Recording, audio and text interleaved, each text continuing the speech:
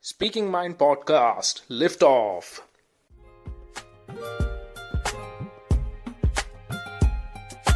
Five, four, three, two, one, zero. All engine running. Liftoff. We have a liftoff. Roger, 0G, and I feel fine. Liftoff and the clock has started. Welcome to the episode 4 of this series.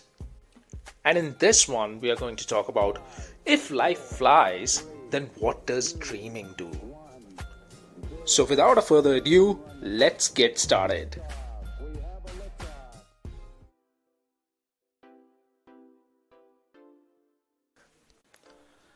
Time flies when you're having fun, and it almost stops when life becomes hard. This might be the best proof of Einstein's general theory of relativity. In life, each of us has to go through our own battles. What might look trivial to someone may be as important as life itself to someone else. Have you ever noticed how memories of recent years from your past appear to be longer than your much older memories? As you go further and further into the past, your memories look to be more and more compressed and crammed. This is because as we get older, more and more memories take up space in our minds and become a part of our life. And this creates the illusion that our recent past is longer than our most distant past. To illustrate, let's consider this example. A 20-year-old person has almost 50% of their memories to be about their young and adolescent life, in contrast to a 50-year-old person whose adolescent life form only 20% of all of their memories. So, as we get older, time surely feels to have flown by fairly very quickly. So one can't help but wonder how much time do they really have to live the life of their dreams? But can someone actually live the life of their dreams? What does it require to fulfill the dreams? For that, a person must be acquainted with their dreams at first. And this is not an easy task.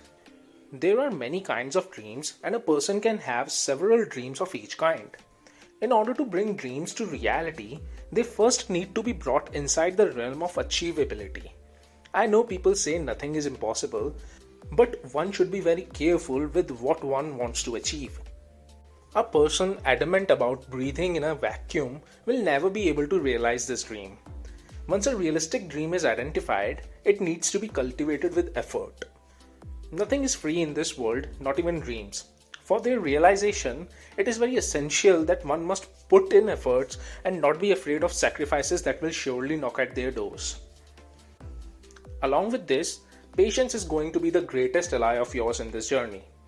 A house is not built in a day. Someone must put the first brick with utmost belief and gradually build upon it. Once you have all these prerequisites lined up, there is still no guarantee that your dreams will one day become reality. Just because you are putting in effort into something you want doesn't mean that you are the only one who's doing that. It's like a race. You have to work on yourself as well as be far better than everyone else. This is what it takes to go from one day to day one. Don't get me wrong, I'm not trying to discourage anyone from following their dreams. I'm just drawing a contrast between life and the dream itself. Just like I said, life flies, but what do dreams do? They crawl. They beat you down to the ground.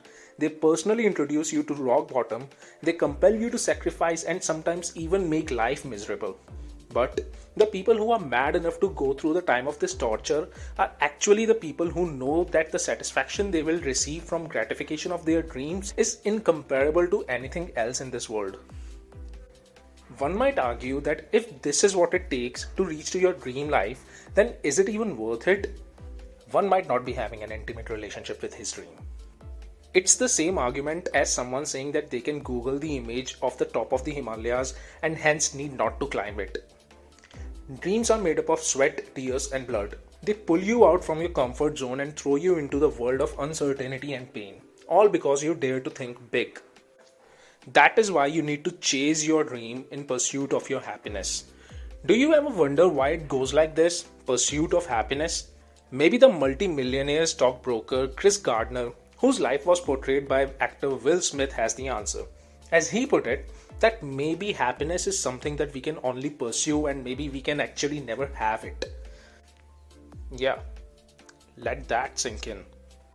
But at the same time, I'm also a believer of the fact that your efforts never go in vain.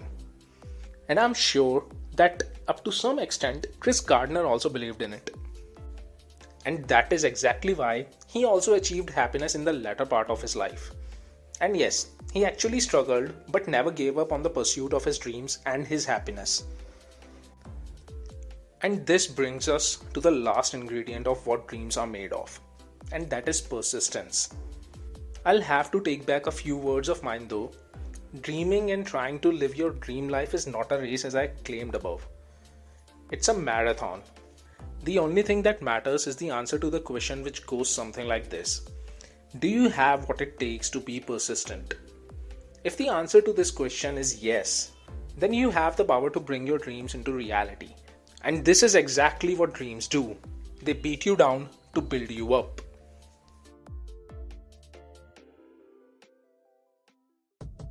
Thank you for listening to this episode of Speaking Mind Podcasts.